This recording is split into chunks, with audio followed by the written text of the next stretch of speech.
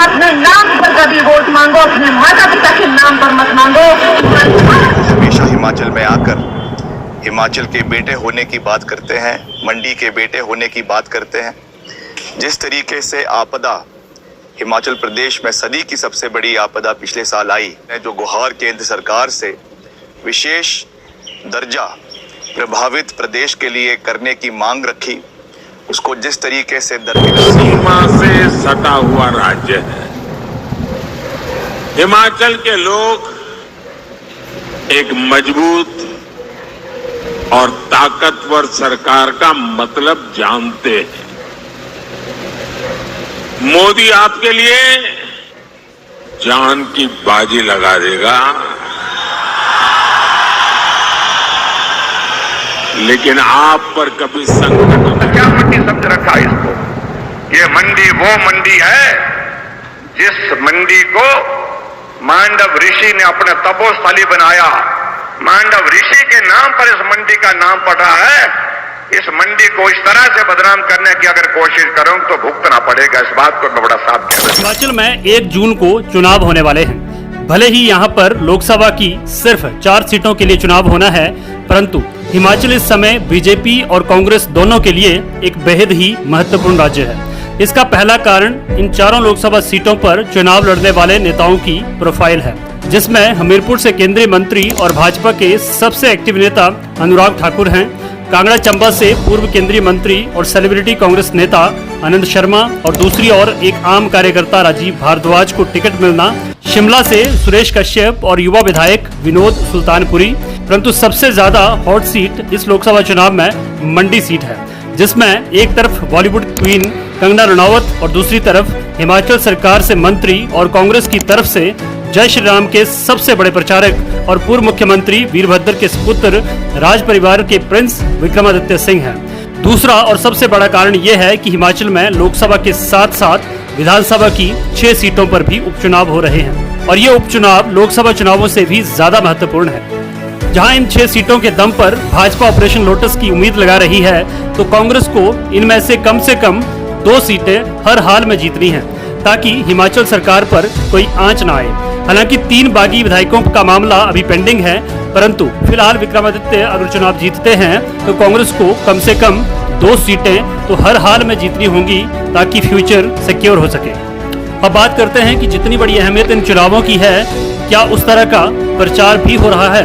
भले ही हिमाचल को एक देवी देवताओं की धरती और शांतिप्रिय स्टेट का दर्जा मिला है, परंतु मंडी लोकसभा सीट में जिस तरह की राजनीति हो रही है वो बेहद चिंताजनक है। एक तरफ कंगना की तरफ से की जा रही किसी भी लेवल की भाषा की बात कर लें, या फिर विक्रमादित्य की तरफ से की जा रही प्रतिक्रिया की बात कर लें, दोनों पक्ष बेहद ही लो लेवल की राजनीति कर रहे हैं। इसको अब भले हिमाचल के बदलते स्वरूप से जोड़ा जाए या फिर सिर्फ 2 कैंडिडेट्स के दिमाग पर प्रश्न चिन्ह लगाया जाए, परंतु पावर के लिए किसी भी हद तक जाने वाली राजनीति यहाँ देवी देवताओं पर भारी पड़ती दिख रही है। अब बात करते हैं प्रधानमंत्री मोदी और अमित शाह के हाल ही में हुई रैलियों के बारे में। तो किसी ने भी अगर उन भाषणों को सुना है तो पाया होगा कि शायद स्क्रिप्ट किसी एक ही शख्स ने लिखी थी, क्योंकि भाषा सेम थी, बस अंदाज अपना अपना था। मुद्दे हिमाचल के हिसाब से थोड़ा बहुत एडजस्ट किए गए थे। फोकस पर पाकिस्तान, राम मंदिर और मुसलमान था। सीमा से सटा हुआ राज्य है हिमाचल के लोग, एक मजबूत और ताकतवर सरकार का मतलब जानते हैं। मोदी आपके लिए जान की बाजी लगा देगा, लेकिन आप पर कभी संकट नहीं आने देगा। अंत में थोड़ा सा वर्णन स्थानीय मुद्दों और अपने कार्यकाल में किए गए कामों का भी था, परंतु उन मुद्दों को पहले 20 मिनट तक दिए गए भाषण ने पूरी तरह से ओवर पावर कर लिया था। और हो भी क्यों ना, क्योंकि पता है कि हिमाचल एक वीर भूमि है और युवा यहाँ से बड़ी तादाद में सेना में भर्ती होते हैं और बहुत से परिवारों से कोई ना कोई सेना से जुड़ा होता है, तो उसी को प्रायोरिटी दी थी। भले ही यहाँ पर पाकिस्तान का भरपूर जिक्र था, परंतु सबसे करीब जो चाइना है उसके बारे में कहीं कोई शब्द नहीं था। पाकिस्तान का डर जरूर दिखाया जा रहा था, परंतु अग्निवीर पर कोई टिप्पणी नहीं थी। सबसे बड़ी बात जो सोचने वाली है कि जहां एक और इतने ज्यादा कसीदे गढ़े जा रहे थे, तो क्या अभी भी भारत का कंपैरिजन पाकिस्तान से ही करना चाहिए? अगर इतना कुछ किया गया है तो क्या हम अपनी सोच को बड़ा नहीं कर पा रहे हैं? दूसरी तरफ प्रधानमंत्री ने इंटरव्यू में कहा था कि अगर मैं हिंदू मुसलमान करूंगा तो मैं मुंह नहीं दिखा सकता, परंतु अपने भाषण में उन्होंने खूब कहा कि कांग्रेस सबका हक छीनकर मुसलमानों को देना चाहती है। हालांकि सिर्फ पाकिस्तान और दूसरे धर्म का डर दिखाकर ही आजकल की राजनीति में ब्रेन वॉश किया जाता है। भले ही ये बातें कहीं स्टैंड नहीं करती, परंतु क्या हिमाचल के लोगों का भी ब्रेन वॉश किया जा सकता है?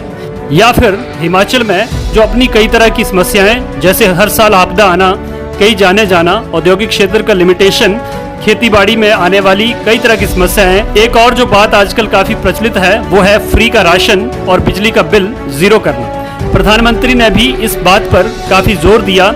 ये बात भी अपने आप में काफी ज्यादा कॉन्ट्राडिक्टरी है कि जहां फ्री की रेवड़ी शब्द का आगमन हुआ वहां भी फ्री की रेवड़ी ने अपना वर्चस्व स्थापित कर दिया है। खैर, चुनाव हैं और पार्टियों के अपने अपने पैंतरे हैं। जनता पैंतरे में फंस गई तो वारे न्यारे, नहीं तो जय श्री राम।